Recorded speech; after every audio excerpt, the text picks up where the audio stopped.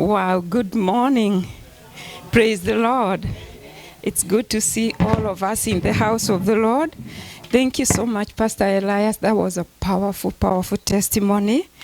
And for sure, even the other day when you came and you were talking to us online, I remembered, when the disciples went and they came back so excited after they were commissioned by Jesus and they were told, go, and I've given you power and this will happen. Like he told them, the demons will flee, the sick will be healed. And then they came back so excited. And even this morning when you were saying, I came back feeling so happy that the Lord has done it. And he added something to them. And he told them, continue to be happy. It's good to be happy. But again, don't just rejoice because of what happened there. Rejoice because your name is written in the book of life. Hallelujah. And this morning, the Lord reminded me those words to tell you, my brother, you are on time for ministry. And God is using you in a mighty way, and you're going far. Amen. Nairobi is waiting for you. Amen. Hallelujah. Wow. I don't wanna speak about anything that the enemy is doing out there. You may feel something in my voice, but it is where in my life. Hallelujah. It is well with the members of my family. So sorry we came late. We've been fighting some battles, but we are here because we are winners. Hallelujah. We are here because we are winners, and the Lord has been on our side to see that our enemies are defeated in Jesus' mighty name. The Lord has conquered for you, my sister. Seeing our sister Ruth travel miles and miles, and today she's in the house of the Lord. Hallelujah. If this is not God, then who? Amen. If you are Swahili speaker, turn to your neighbor, muulize kama sio Mungu ni nani? Amen. Yes. My bishop, I honor you. I want to appreciate you this morning. I know we've not been talking so much. I've been kind of busy. But thank you so much and for the privilege of, sharing the word of God today.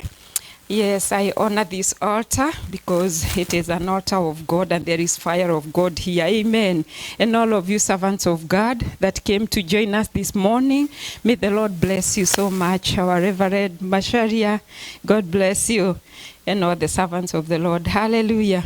Amen. So, actually, the word that have been very heavy in my heart as we are continuing with our divine settlement is revival. That we need to pray and acknowledge and embrace revival.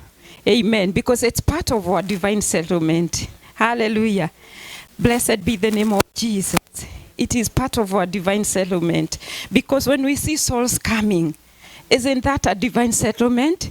Yeah, who among us that doesn't have brothers and sisters and friends, and colleagues and people that are close to you, that you would want them, saved, born again, that you would want them having the knowledge of the Son of God, the very members of your family that you want to see coming back. Amen.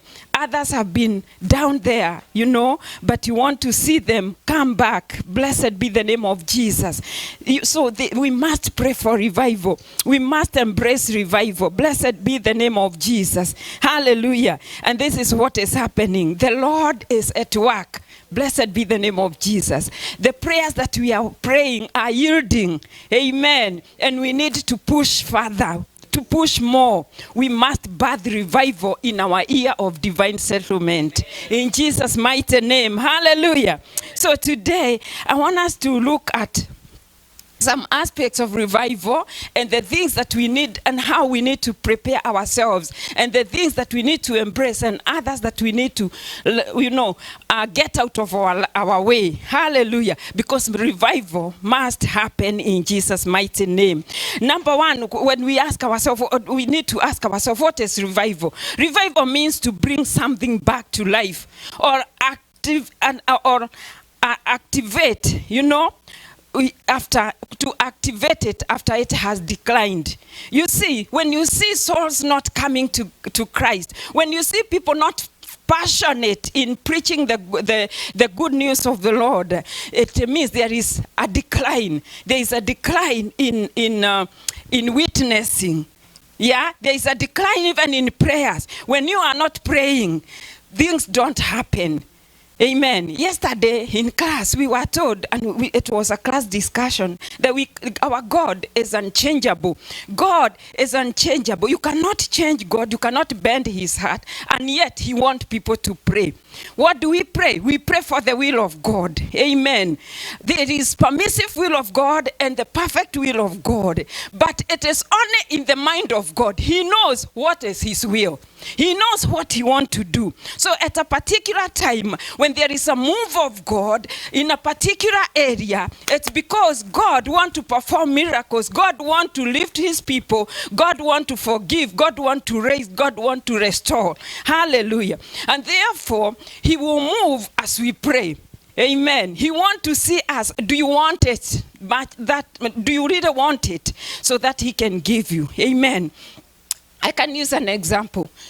As mothers, sometimes you may feel very tired, feel exhausted, and sometimes you don't even feel like serving or doing much, even in the house. But when a child comes to you crying, "Mommy, I'm hungry. Mommy, I'm hungry," they are pulling your dress. "Mommy, give me something to eat." Even if you are feeling like, "Today it's my me time, I don't want to do anything," what will you do? The mother in you, amen, the provider, the giver of life, amen, because mothers are the ones, they are nurturers. You feel, "I cannot rest." It was a me time. Even if you had worn the mud on your face, and you are waiting for 15 minutes, the munaitaje, whatever, mask, utaitoa, you're gonna remove it and go to the kitchen because somebody is calling your attention and they need you to take care of them. Blessed be the name of Jesus. So when we pray, our God sees the heart and he will move on our behalf. Amen. Yeah, somebody said, because it's not a quote in the Bible, that God does not do anything except answer to prayers. Amen. So he answers prayers. Blessed be the name of Jesus. So revival is a spiritual reawakening that can involve a renewed love for God. Amen. Hallelujah. Yes, a renewed love for God. Like we're gonna see that what happens when revival is, when you are desiring for revival, or when it's about to break forth. Hallelujah. That it is a desire, it is a spiritual awakening that involves a renewed love for God, a desire for repentance, and a commitment to living in obedience to God. Hallelujah. So, what does revival involve? Number one, revival involves what? Repentance. Hallelujah. Every time we are prompted by the Spirit of the Lord, through maybe even the leader of the service, let us repent. Hallelujah. In other words, they are saying there are things that sin, the unrepented sin in us, are hindering. They are blocking. Sin is a blocker. Blessed be the name of Jesus. Sin is a blocker. And when sin goes unconfessed, I am telling you, we will do a lot of things, but there will be a lot of dryness. There will not be a breakthrough, even in our Sunday service. So when we, in unison, repent of every known and even unknown sin, hello? Yeah, I like the old ways when we were saying, "Lord, anything that I have touched, had the ones that I have done, and the ones," because we live in the world of sin. And one way that we sin is through defilement. And defilement is not willful most of the times. Because something happens, and it's because the warfare that we are involved in is spiritual. The enemy, the evil spirit, the evil power is it's everywhere. That you turn this way, the enemy want to shift you. Oh yes, Jesus told Peter, the enemy has requested permission to shift you, but be of good cheer because I have prayed for you. So you will find resistance everywhere. Like, can I tell you, this morning I almost missed coming to church. I almost gave up. I felt like, let me just say the way I'm feeling. And let me tell you, there's so many things that come even in your mind that cause defilement, that causes you to lag behind, laziness, and even slowing you down, procrastination. There's so many things that you cannot even try to mention them right now. So it is, repentance is a deep remorse for sin and a resolve to turn away from it. Amen. In other words, repentance is a change in your opinion in regard to sin, changing your mind. Like, if this is not right in the eyes of God, then my eyes will turn against it. Amen. And repenting from deep within your heart. Number 2, and I'm going to move a little bit with speed, is holiness.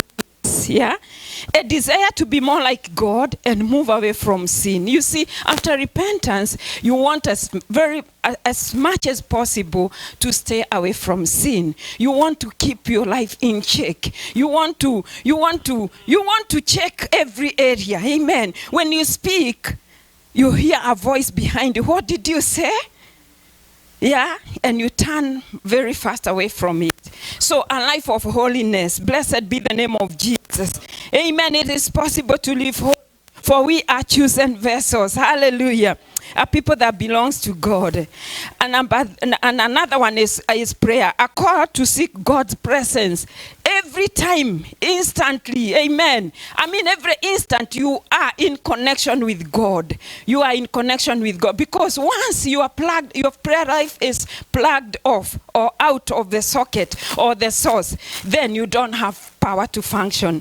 You will not hear the voice of the Spirit. You will not know when the enemy is coming. You will be left singing like one singer. There is a song, a Kikuyu song that sings that is Satan waigereireko. Where did you come? How did you come in? You left the door unmanned. So man. Yeah. There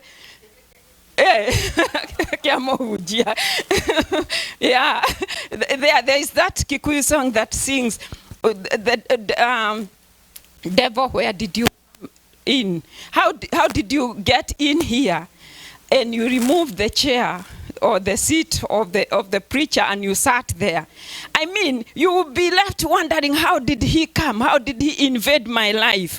But you need prayer is manning the gates. Hallelujah. You keep the gates in check in the name of Jesus. Hallelujah. So the rediscovery of God's word. It is a renewed application for the Bible. Amen. Not reading as not business as usual. When it comes to reading the word of God, it is you read with the revelation. Don't read it as just any other book. Hallelujah. It is your purpose. God, speak to me. This is your word. And you apply your situation. And whatever word you read, you apply it. Because it is not there by mistake. It is not for them. It is for us. Amen. So whatever the word of God says, it is speaking to you into your life at that very moment. Hallelujah. Making the word of God come alive in your life. Amen. So it is a rediscovery. It is because we are talking about revival, okay? It is a rediscovery. Like even the words, can I tell you, this morning I bought a canvas, a wall plug on Psalm 23, just to hang somewhere in my house. And last night I had a whisper. Why Psalm 23? This is a very common verse. You could have bought something a bit complicated. But can I tell you, in the simplicity, oh my goodness, Psalm 23, if Bishop one day will come up and say, the whole of this year, our focus will be on Psalm 23. Can I submit to you? You cannot exhaust it. Those few scriptures, they are loaded. They are loaded with power. Amen. Because in Psalm 23, it talks about the greatness of God, the provision of God, the permanent, everything that you could ever need. Amen. And that is why it ends with surely goodness and mercy shall follow me today or tomorrow, all the days of my life. Blessed be the name of Jesus. So there is a rediscovery of God's word. And again, restored sense of fear of God. Amen. There is a restoration of fear of God, a renewed awareness of God's holiness. Like you are aware of him, like you feel him, you see him in everything. Amen. You know, there are people whose eyes and eyes are open to only see devil, only see, yeah? Even when you are doing your stuff in the house, if you trip, it's the devil. But you will, let me tell you, when you are ready for revival, when you are seeking revival, you will see God in everything. Blessed be the name of Jesus. And even around you, things will start happening. I was giving my husband a testimony this morning that you will know that it is God's time.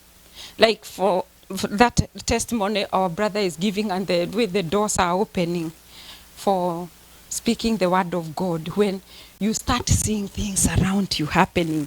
Yesterday, somebody who is really, you know those people that you can call introverts, eh? Somebody that he will not even, sometimes you even greet him and he will just look at you. But last evening he told me, oh, Maggie, do you know of any church around here that I can go to? And I looked at him and I'm like, huh? You? He said, yes, I want to go to church, but I want to go to a Catholic church. Is there a Catholic church around here? I told him, okay. You know, that's to me, I saw God. Amen. It is a step towards somewhere. Amen. I told him, we can go and look at the one that is around here and see their timings. Are you going to go tomorrow? Are you going to attend church tomorrow? And he promised, yes, I will. And I'm like, coming from this kind of a person, and I said, God, you are moving. Amen. The other day I went to make my nails somewhere, and I talked to a guy, and I asked him, because it was a Sunday, because I had traveled, and it was afternoon, and me and my husband, we decided to have a me time, which is good, okay? It's good. We decided to treat ourselves. So we went somewhere, and I was talking to that guy, and I told him, when you are not making people's nails on Sunday, where else do you go? And he told me, I used to go to church, but not anymore. I told him, what happened? Did God move? What happened between you and God? And I started speaking the word of God to him. And he told me, you know what? I think this year I'll start going to church. I mean, things are happening, and don't keep your mouth shut.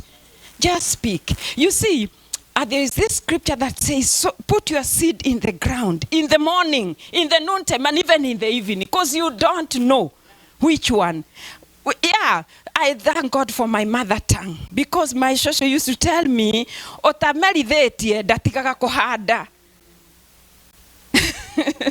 Amen. That, oh my goodness. That is very powerful proverb, that you can keep sowing until you see the results.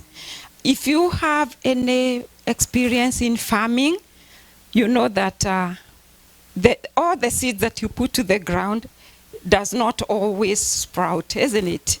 Sometimes you put a lot and then you find that it's one here, another one there. So what do? Because it didn't come up, what do? You go back again with the seed and put another seed on the ground. That the thing, even in speaking the gospel, if you have been preaching or even praying for somebody, until they have come to the power of salvation, until they have confessed Jesus as their Savior, don't say, oh, this one I've been preaching to him. Amen.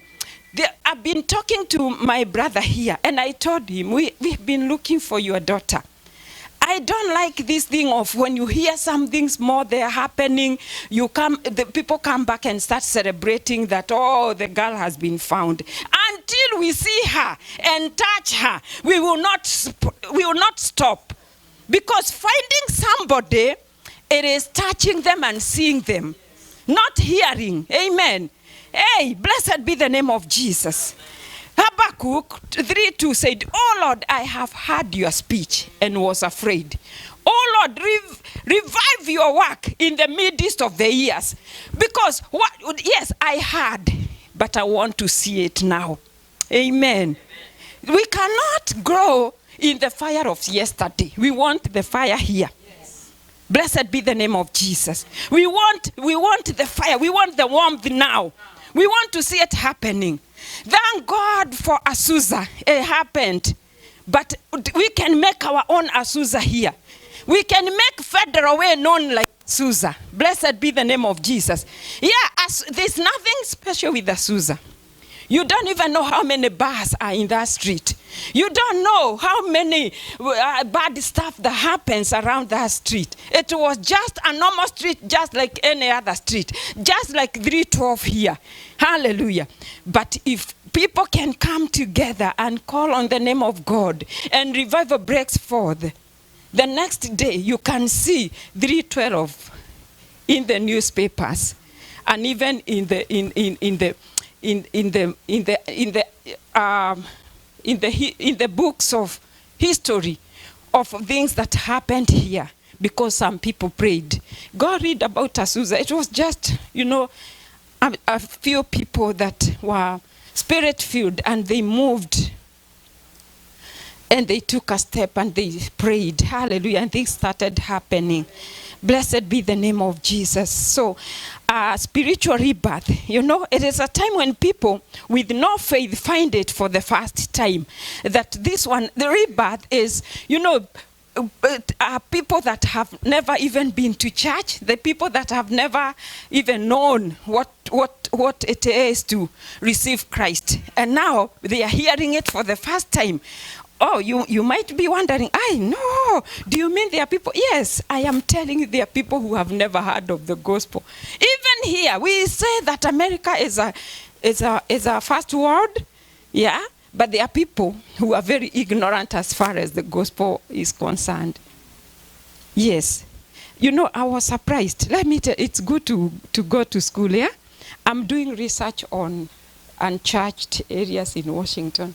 I'll come here and I'll give you statistics. You will be surprised. You will be surprised, I'm telling you, that they are unchurched. I thought, and I was telling my teacher yesterday, that I thought that being unchurched is lack of church buildings.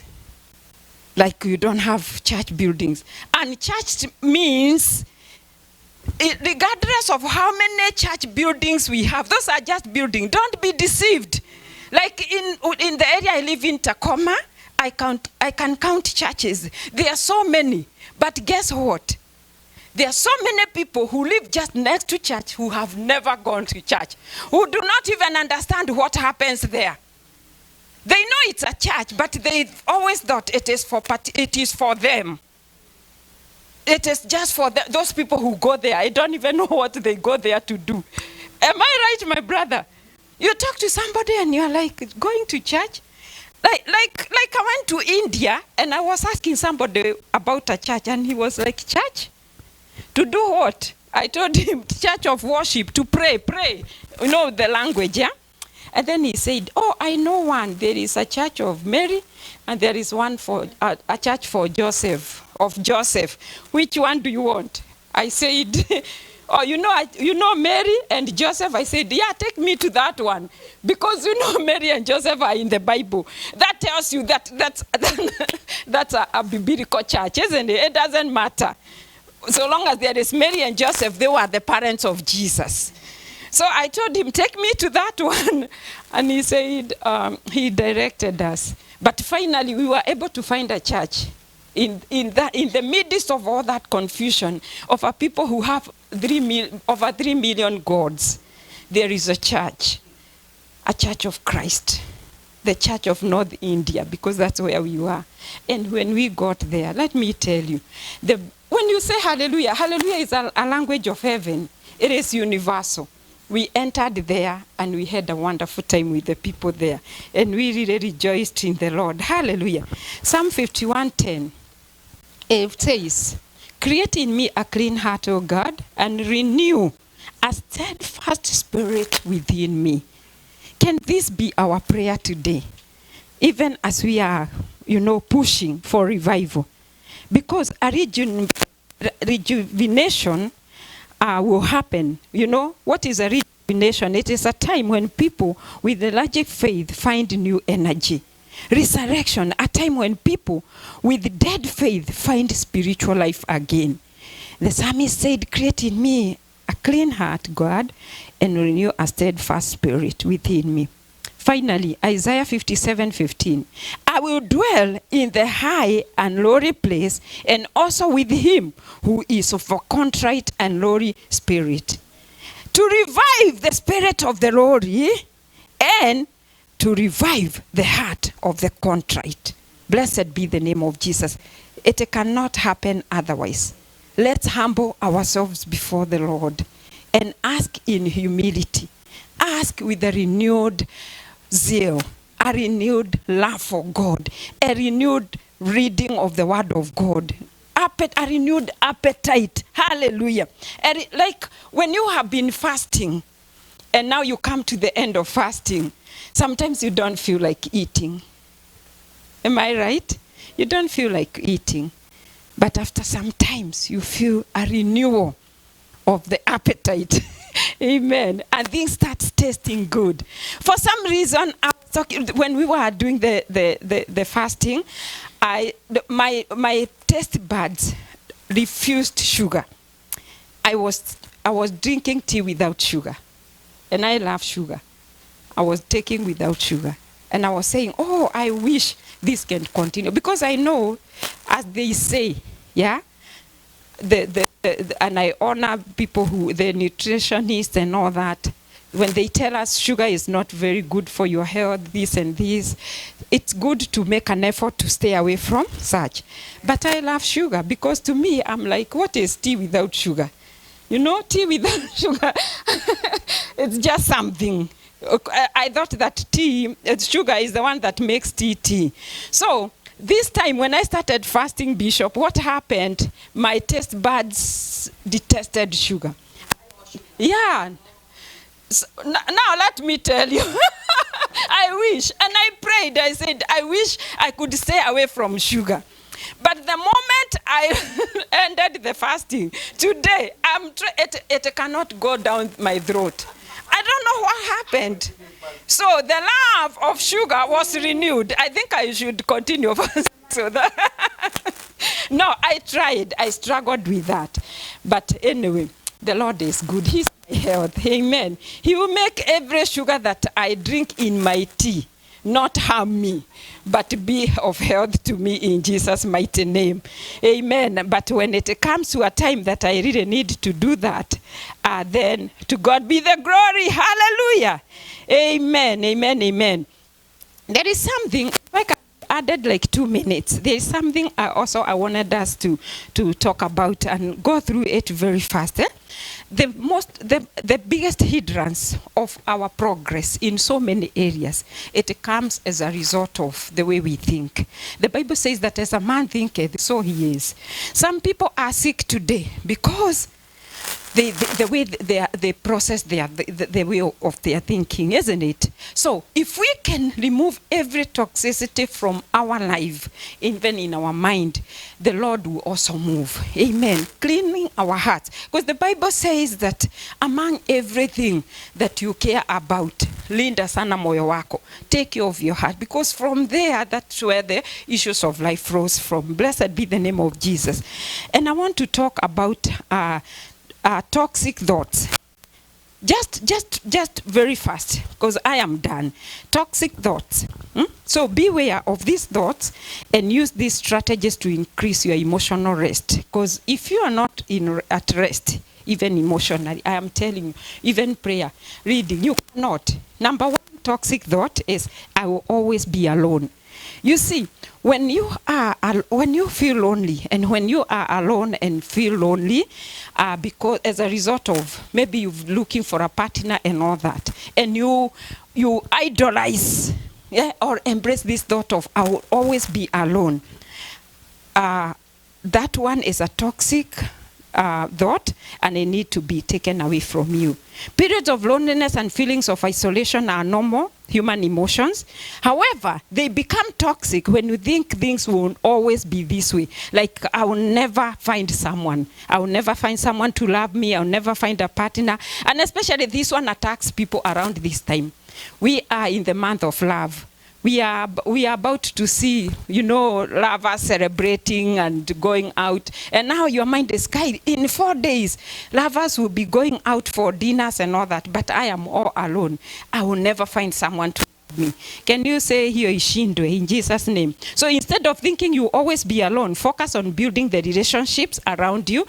Around you. Do you have loving parents or siblings? Do you have amazing friends or co-workers? If you look carefully, you will see you will never truly be alone. There is someone that loves you.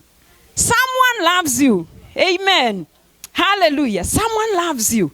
Your child loves you. Your mother loves you. Your friend, your colleague. You will find someone that truly loves you. Another toxic thought is, I hate my body. Oh my goodness. Especially wa mama. You look yourself in the mirror, because I don't know who said that a particular kind of a body is the godly body. There is nothing. We are fearfully and wonderfully made. Amen. And when God was making you, he put something here, he put another one here, and wherever he wanted. And you are the way God wants you to be. Love yourself. Come on, somebody, love yourself and don't compare yourself with anybody. Are we competing? No. Hey, love yourself. Amen. Another toxic love is, I'm not happy with my career. If you're not happy with your career, you can change jobs. Amen. Yeah, you can train yourself. It is not too late even to start all over again. But don't let that be a blocker, that you cannot even relax, even in the house of God. Oh, now I'm about to go to work. Things are like, why am I in this career? Please, you can do something about it. Amen. Determine if you are in a new season of your life, or if you just need to awake the passion in your current job. Just determine, okay? Okay? You may be directed by the Spirit of God to pursue a different career path. Toxic thought number 4 is, I'm not worthy. This one is a whole sermon. Yeah? So this toxic thought can take many forms. You may feel unworthy of love, success, money, or other things. You may believe that you always have to suffer and struggle. You may decide that you're not meant for greater things. This toxic thought can take you from enjoying life and finding happiness. These feelings of worthiness are only in your mind. You are a unique person who has value. Always tell yourself that. Let me tell you, if you meet someone with this kind of a toxic thought that he is not worthy, even if you give them what, they will never appreciate. Yeah. Even if they because they don't feel worthy, give them $100 and they are like, they can even cry. Oh my God, she gave me $100.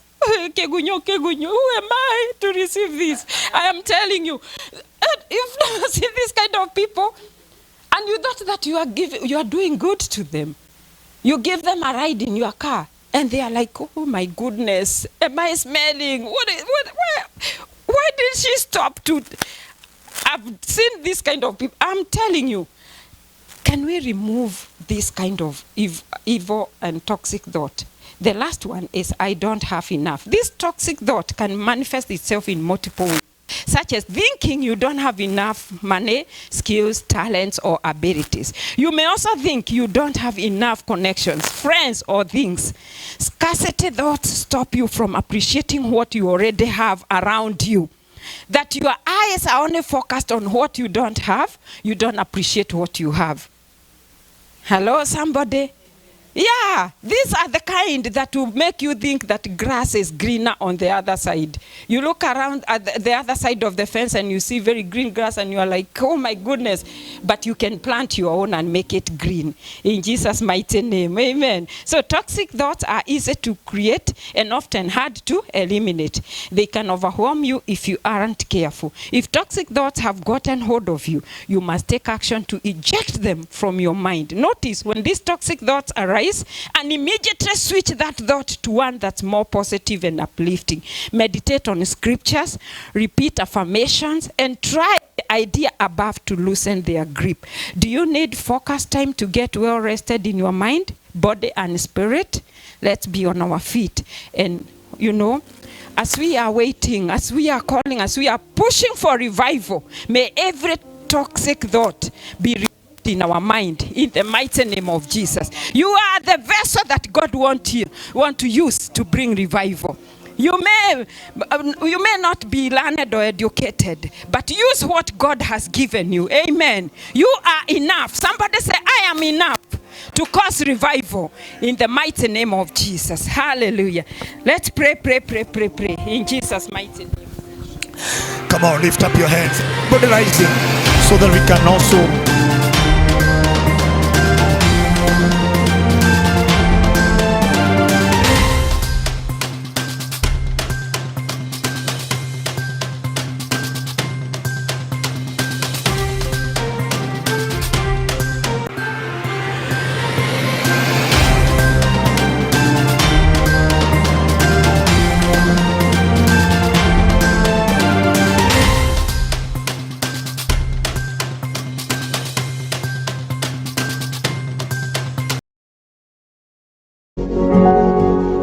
You are watching Pacific Waves Television, USA, a place of nourishment.